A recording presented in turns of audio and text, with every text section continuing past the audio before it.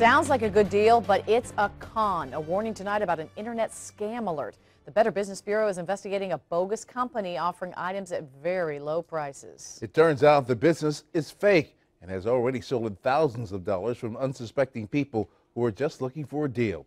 Channel 4's Scott Johnson spoke with a computer expert who tells us how to avoid becoming a victim. Scott is joining us live. Scott? Well, these folks all over the world were giving money to what they thought was a Daytona company online, handing over credit card information, paying thousands of dollars, thinking they'd get some real good deals.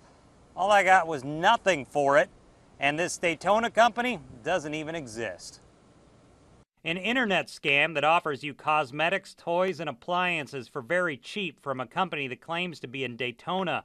All bogus, and it's been scamming people all over the world until the Northeast Florida Better Business Bureau got involved. The company says they're in Daytona Beach. The address they give is actually a public shopping center in Daytona Beach. Previously, they were claimed to be in Savannah, and that was actually the address they gave was actually a restaurant in Savannah. So they're a complete scam. We've had probably 10 or 12 complaints on this in the last 5 days. The company called itself the Closeout Center on a site called closeoutcenter.com and offered to export you merchandise for pennies on the dollar.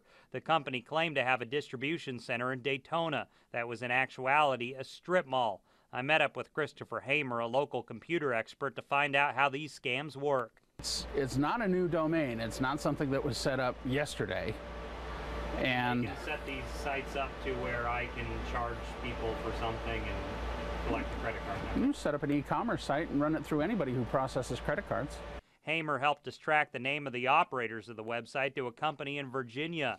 In this scam, victims have doled out thousands of dollars. Hamer says these scams are common and there are things you want to look out for to not wind up a victim yourself.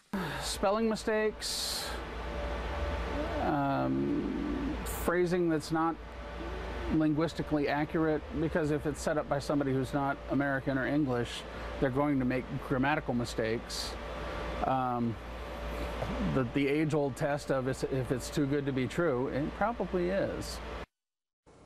And as far as people who were bilked out of money, the only real resort they have would be to go through the credit card company to try and get those fraudulent charges erased. We're live tonight. Scott Johnson, Channel 4, the local station.